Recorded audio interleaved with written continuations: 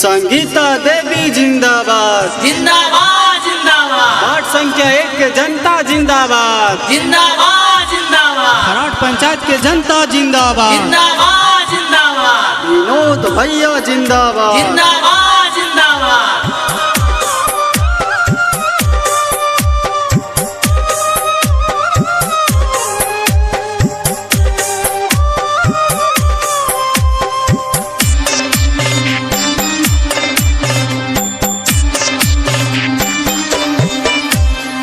पाँच साल पर आइल बाचू नौनु हो संगीता देवी के जीतई है।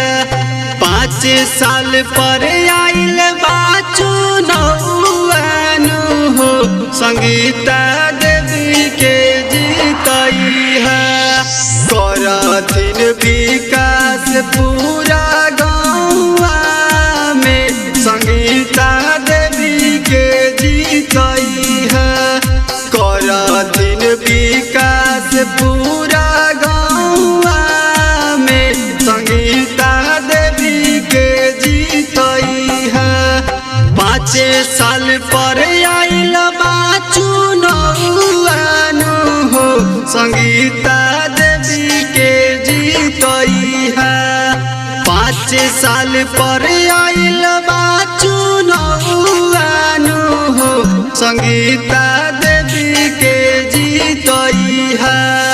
करथिन विकास पूरा गाँव में संगीता देवी के जीतई है। करथिन विकास पूरा गाँव में संगीता देवी के जीतई है।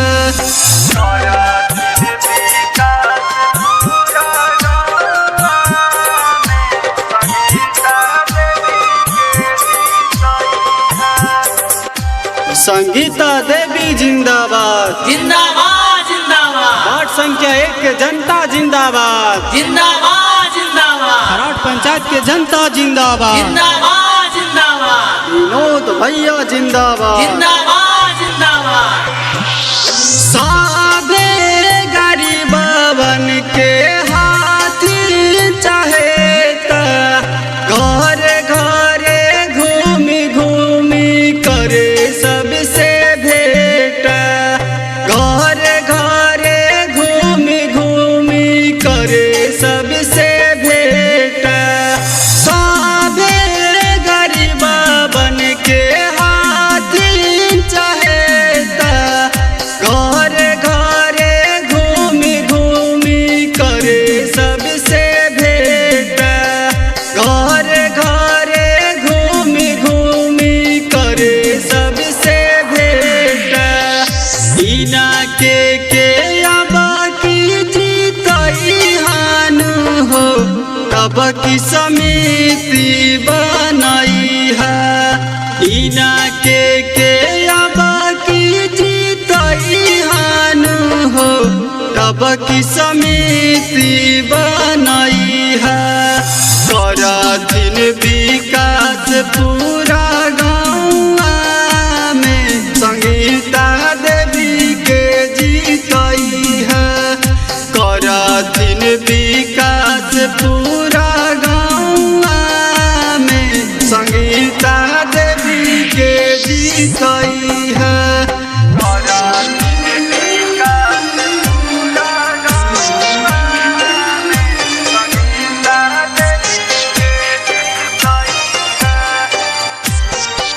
संगीता देवी जिंदाबाद जिंदाबाद जिंदाबाद। वार्ड संख्या 1 के जनता जिंदाबाद जिंदाबाद जिंदाबाद। खराट पंचायत के जनता जिंदाबाद जिंदाबाद जिंदाबाद। विनोद भैया जिंदाबाद जिंदाबाद जिंदाबाद।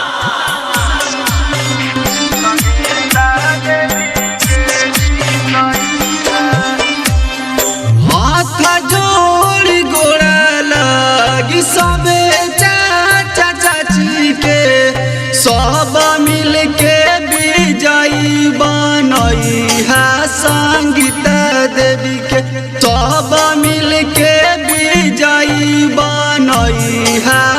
संगीता देवी के हाथ जोड़ी गोड़ा लगी सबे चाचा चाची के सब मिल के विजयी बनई है संगीता देवी के सब मिल के विजयी बनई है संगीता देवी के इहे हाथिन सच्चा उम्मीद भरवान हो संगीता देवी के जीतई है इहे हाथिन सच्चा उम्मीद भरवान हो संगीता देवी के जीतई है गाके कहे राहुल रंगीला हो संगीता देवी के जीतई है गाके कहे राहुल